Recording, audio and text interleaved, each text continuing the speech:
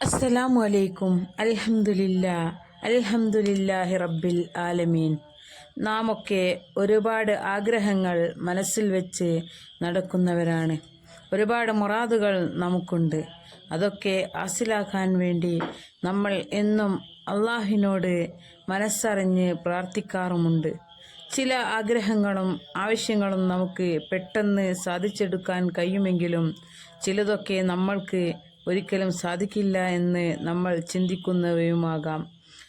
എങ്ങനെ ആ ആഗ്രഹം നമുക്ക് നടത്തിയെടുക്കാം, അല്ലെങ്കിൽ എങ്ങനെ ആ ആവശ്യം നടത്തി കിട്ടും എന്നറിയാതെ ഒരുപാട് പേർ ടെൻഷൻ അടിക്കുന്നുമുണ്ട്, സങ്കടപ്പെടുന്നുണ്ട്. അത്തരക്കാർക്ക് വേണ്ടി നമ്മുടെ എല്ലാ ഹലാലായിട്ടുള്ള ആവശ്യങ്ങളും നിറവേറാൻ വേണ്ടിയിട്ട് നമ്മെ സഹായിക്കുന്ന ചെറിയൊരു കാര്യമാണ് ഞാൻ ഇന്ന് നിങ്ങളുമായി ഷെയർ ചെയ്യാൻ പോകുന്നത്. ഞാൻ പറയുന്ന ഈ കാര്യം ഒരിക്കലും അനാവശ്യമായി ആരും ഉപയോഗിക്കരുത്. നമ്മൾ അനാവശ്യമായ ഒരു ചിന്തയ്ക്ക് അല്ലെങ്കിൽ കാര്യത്തിന് ഉപയോഗിച്ചുകൊണ്ട് ആണ് ഈ കാര്യം ചെയ്യുന്നതെങ്കിൽ നമുക്ക് ഒരിക്കലും നല്ലൊരു ഫലം കിട്ടുകയില്ല.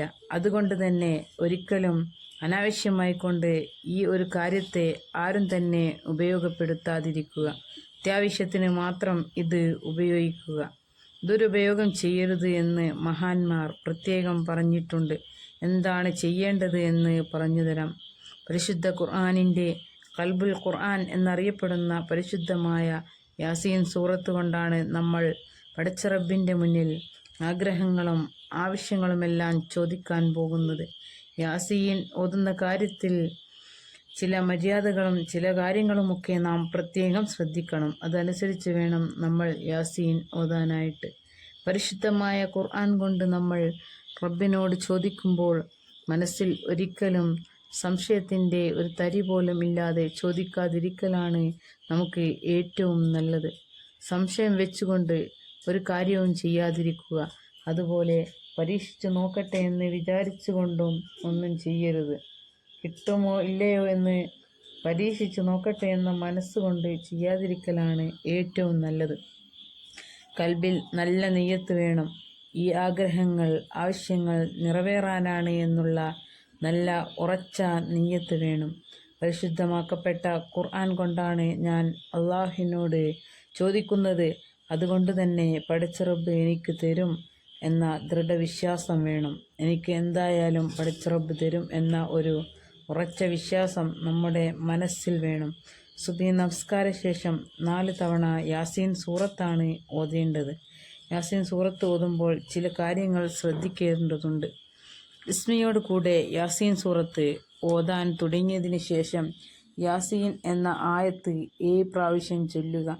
ബിസ്മിയോടുകൂടി അത് കഴിഞ്ഞ് 7 പ്രാവശ്യം യാസീൻ യാസീൻ യാസീൻ ഇങ്ങനെ 7 പ്രാവശ്യം ചൊല്ലുക. അതിനുശേഷം ബാക്കി ആയത്തുകൾ ഓതി 38ാമത്തെ ആയത്ത് എത്തുമ്പോൾ അശ്ശംസു തജ്രി ലിമുസ്തഖറിൻ ലഹാ ദാലിക തഖ്ദീറുൽ അസീസിൽ അലീം എന്ന ഈ ആയത്ത് 14 പ്രാവശ്യം ഓതണം. 14 പ്രാവശ്യം ഓതിയതിനു ശേഷം വീണ്ടും ബാക്കി ആയത്തുകൾ ഓതി വരിക. എന്നിട്ട് 58ാമത്തെ ആയത്ത് സലാമുൻ ഖൗലൻ മിർ റബ്ബിർ റഹീം ഈ ആയത്ത് 7 പ്രാവശ്യം ഓതുക. അതിനുശേഷം ബാക്കി ആയത്തുകൾ വീണ്ടും ഓതി വരിക. എന്നിട്ട് 81ാമത്തെ ആയത്ത് എത്തുമ്പോൾ അവലൈസല്ലദീ ഖലഖസ് സമാവാതി വൽ അർള ബിഖാദിരിൻ അലാ അൻ യഖ്ലഖ മിസ്ലഹും ബലാ ഹുവൽ ഖല്ലാഖുൽ അലീം എന്ന ഈ ആയത്ത് 12 പ്രാവശ്യം ഓതുക.